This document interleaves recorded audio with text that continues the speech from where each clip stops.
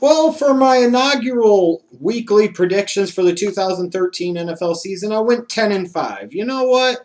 And with some of those predictions, you know, if a couple of games would have went differently, like Tennessee should have really beat Houston, Philadelphia had a chance to beat San Diego.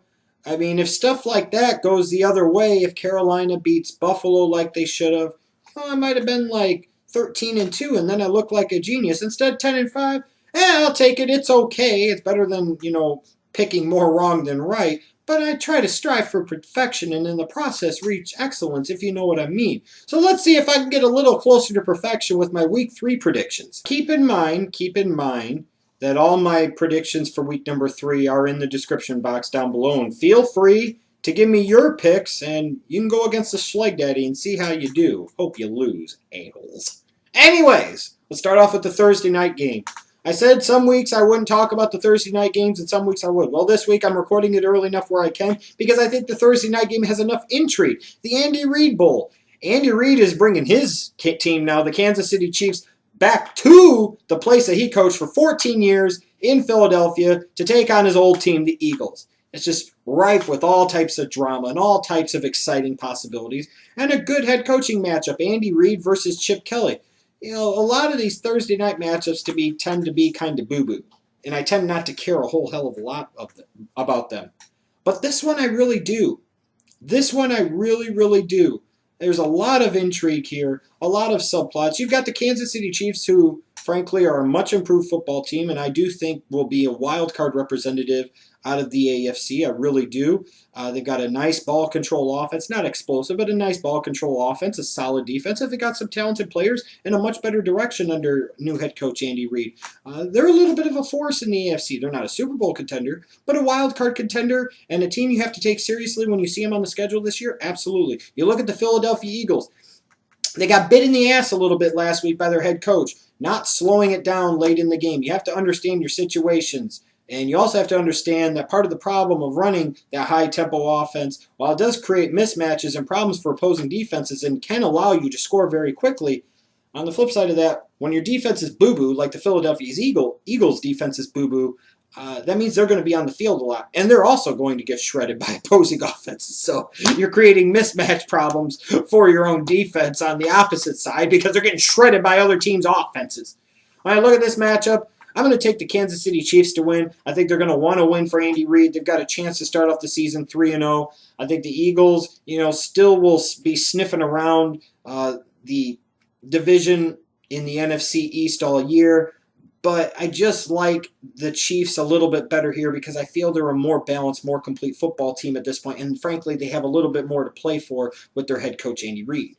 There are a couple of early Sunday games I'm going to be paying attention to. One features a pair of 0-2 teams, where basically after this game, one of these teams is going to be 0-3 and feeling really bad about their start to their season and their chances for the rest of the season. That's the New York Giants traveling to Carolina to take on the Panthers. When you look at this matchup, I mean, you could really argue either way for which team's going to win or which team's going to lose. Apparently, Tom Coughlin's brother just passed away. So you could say the Giants might rally behind their coach this week.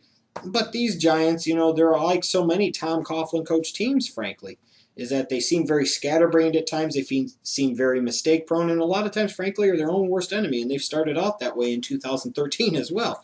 And you look at the Carolina Panthers, kind of similar to 2012. They continue to find ways to lose games that they should be winning, whereas good teams, or very good teams, or definitely especially great teams, find ways to win games that they should probably lose.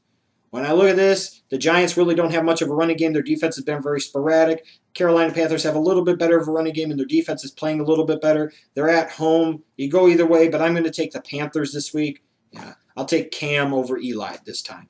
Another matchup I'm really paying attention to, that pair of 1-1 teams. One of these teams is going to be 1-2 after this week. That's the Green Bay Packers traveling to Cincinnati to take on the Bengals. I'm still waiting for the Bengals defense to really show its teeth and show its capabilities and show its potential as an elite defensive unit. They got a nice game out of Giovanni Bernard in week 2 against the Steelers, but again, that was against the Steelers, and the Steelers are a bad team. I tried to tell you that before the season started. When you look at the Green Bay Packers, they still, to me, are very much a one-dimensional team. They're all about Aaron Rodgers in the offense, and their defense is still kind of sketchy, borderline boo-boo, really. Looking at this matchup, it's going to be Aaron Rodgers versus Andy Dalton, which in paper, in theory, you would give the advantage to Aaron Rodgers. But I think the Bengals are a more complete, more balanced football team. And as a result, I'm going to take the Cincinnati Bengals to beat the Green Bay Packers, which will make me very happy as a Bear fan to see the Packers start off 1-2. I can't lie. There are 3 late games on Sunday that have piqued my interest. I'll start off with the 1-1 Falcons traveling to Miami to take on the 2-0 Dolphins. Don't sleep on this Dolphins team. No matter what you want to say, yeah, they beat Cleveland, but they beat Cleveland on the road, then turned around and beat Indianapolis on the road. To start off the season 2-0 for the Dolphins team with a young quarterback and second-year man Ryan Tannehill, but also to start off 2-0 on the road is incredibly impressive. And some of you that have watched the Falcons the first 2 weeks should know that there are holes on this team. They are far from a complete football team, and they are definitely far from a great team. They got off to a hot start in week 2 against St. Louis, and they needed it because they found a way to really let the Rams back into the game and make it very interesting. Steven Jackson's out a few weeks. And I feel sorry for any of you knuckleheads that actually took Steven Jackson in the first 2 rounds of any fantasy draft. You should learn your lesson. You paid your price for being stupid. But this team wasn't really running the ball effectively with Steven Jackson, and they sure as hell aren't going to run the ball very effectively without him, making the Falcons even more reliant on Matt Ryan in the passing game, and especially with Roddy White, having his high ankle sprain, it pretty much becomes all about Julio Jones and Tony Gonzalez, and that's pretty much it. I like the Dolphins in this game. I think they have more balance. I think Tannehill is developing. He's gotten off to a nice start to the season. If they could go 2-0 on the road and beat a good team like the Indianapolis Colts last week, I think they could definitely beat the Falcons, who are not a very good road team, at home in week number 3. The Bills versus the Jets. You've got E.J. Manuel versus Geno Smith. That right there, that's my reason to be interested in this game. That's my reason to be excited about this game. I personally think E.J. Manuel is a little bit better at this point than Geno Smith is. I think E.J. Manuel's supporting cast is a little bit better than Geno Smith is. As a result, I'm going to take E.J. Manuel in the Bills to go to 2-1 by going on the road to the New Meadowlands and beating the Jets. And then you've got the Indianapolis Colts traveling to San Francisco to take on the 49ers. There are a couple of people that commented about the 49ers are going to be fine after week number 1. What about now? What about now? Let history be your guide. It doesn't mean that the 49ers can't buck history, but this is a far from perfect football team by every measurement you could possibly have. They have one wide receiver in Anquan Bolden. They have one. They have a stud tight end. They have a mediocre running game right now. Frank Gore has not looked good. That offensive line doesn't seem to be run blocking very well. I love Kaepernick as a young quarterback. I think he's a stud. I think he's only begun to really tap his potential.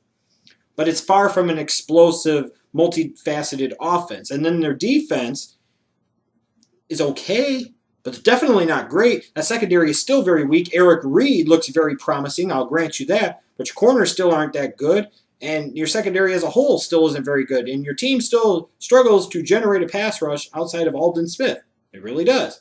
Looking at the Indianapolis Colts, now especially with Trent Richardson coming into the fold, that seems to change some things. Now they've got a nice 1-2 combination in the backfield with Richardson and Ahmad Bradshaw.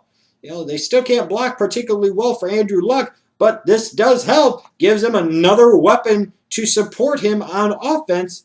I know this seems kind of crazy, but I'm telling you, I'm not that high on the San Francisco 49ers this year. I'm going to take the Indianapolis Colts as kind of my upset special of the week and a shocker to go on the road to Candlestick to beat the San Francisco 49ers. The Sunday night game obviously is of tremendous interest to me as my Chicago Bears in their 2-0 start go on the road to Heinz Field to take on the winless and kind of listless Pittsburgh Steelers. Again, I told you before the season started that I wasn't very high on the Pittsburgh Steelers. Thought they had a lot of flaws as a team, both offensively and defensively, and they had a bad aura about them. And in the first 2 weeks, you've seen all of that kind of manifest. Looking at the Bears, one thing I got to caution, they do have a chance here, whether you want to agree with me or not. When you look at their schedule the next 5 weeks, playing at Pittsburgh, at Detroit, home against New Orleans, home against the Giants, and then on the road at Washington before a bye week, and then they would go to Green Bay week number 9. There is a chance, you have to take the old one game at a time cliche, there is a chance the Bears have 5 straight winnable games on their schedule. They could, in theory, start out 7-0, heading into that bye week, heading into Green Bay in week number 9. But they got to take care of business here first.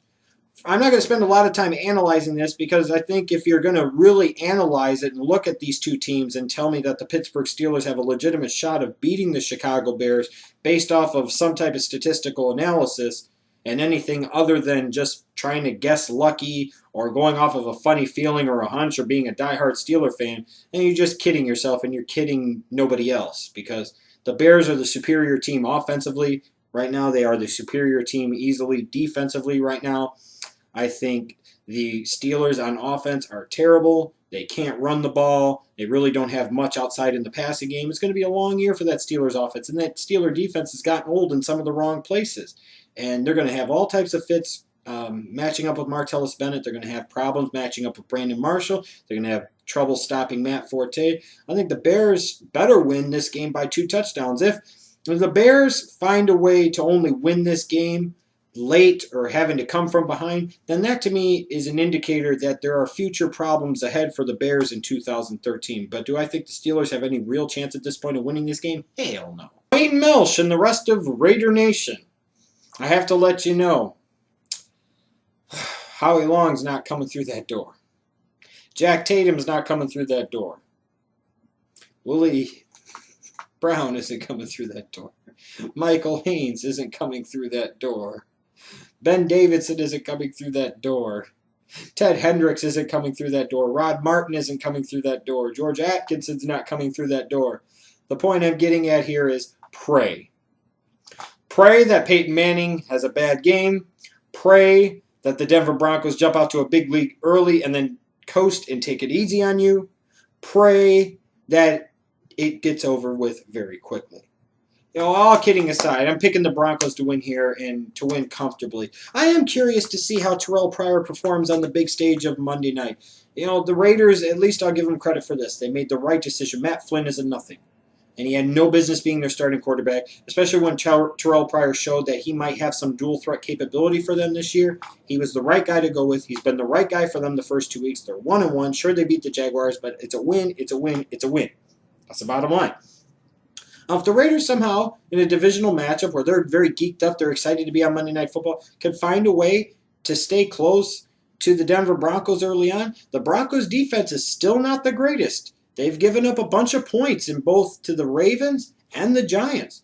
You know, there's always a chance for the Raiders, especially if they find a way early to pressure Peyton Manning, if they can, heaven forbid, force a turnover or two, especially out of one of the running backs, whether it be Moreno or Monte Ball, who put the ball on the ground last week against New York.